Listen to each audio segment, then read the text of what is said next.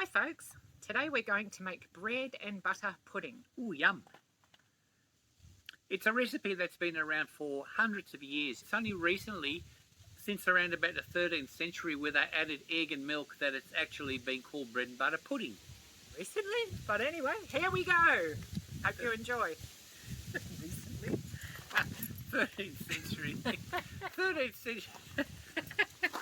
13th century is not that recent, but you know what I mean. Break 3 eggs. Well done. There we are. Half a cup of milk. And give it a good whisk.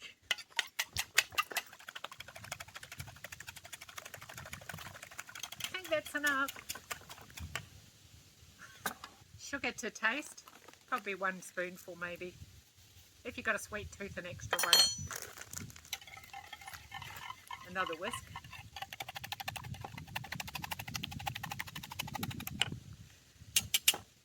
Right, now the secret about this recipe is to use, if you've got old stale white bread is the best, you can use that.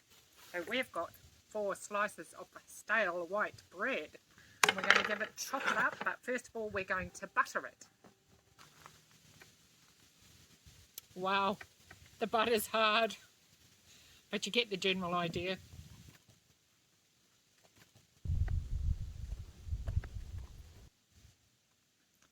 Soften the butter before you do it. It's working though. Couple of drops of vanilla essence.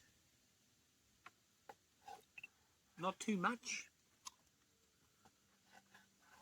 You just get the general idea.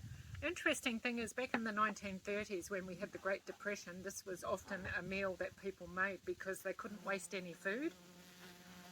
And, whoops, there we are.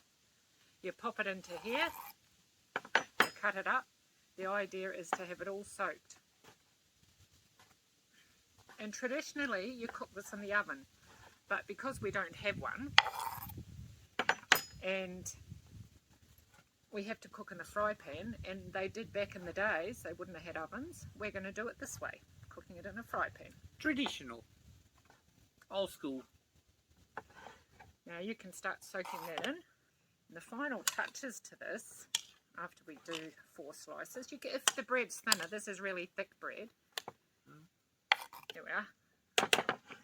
Soak it all up. And the final touches are sultanas or raisins. I've actually got sultanas here. Get a handful or 2. They're really nice. And you make sure you soak this up really well. If you need to pop a little bit more milk in, you can. Do you think we've got enough milk in there? Oh yeah, it just needs to be all soaked. We're just going to add a little bit more milk. You want to make sure all your bread's soaked up. This is a really delicious meal, and if you can have a little bit of ice cream with it or custard, that's yummy. The secret of cooking it in a pan is you have to do it nice and slow. Right, we're going to show you how to cook it now. A knob of butter, and the important thing about that is to just grease it around the sides. And a little bit of oil to help stop it stick. What we do now is we pop the mixture in. That's all the bread soaked up. Spread it all out yummy. So this is 4 slices of bread. Good old-fashioned bread and butter pudding. That's hundreds of years old. Yummy, yummy, yummy. Pop the lid on and cook for about 6 minutes at a low heat. It actually smells really nice.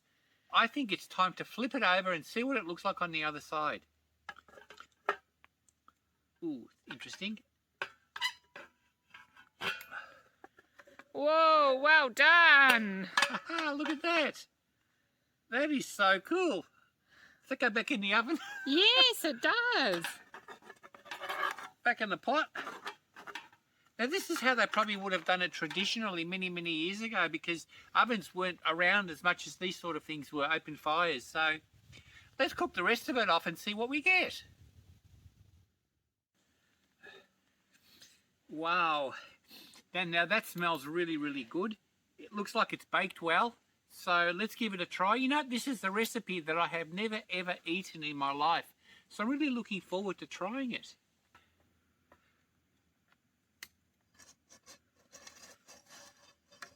Oh, look at that. Oh, that's hot. Yeah, how fluffy that is. Beautiful.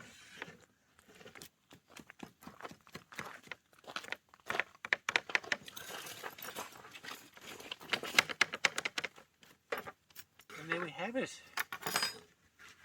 Bread and butter pudding. Yum. You've got to try this and tell us what you think. There's one more thing we can add. A wee bit of our custard we made in another recipe. Guess what? Lump-free custard.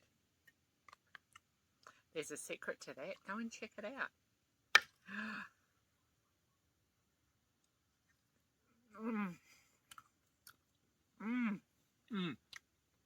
The custard makes it too. Just beautiful. That creaminess is added with the custard. Blimmin' heck, this is hard to beat. Yum. That's beautiful. Family favourite, yeah. Man.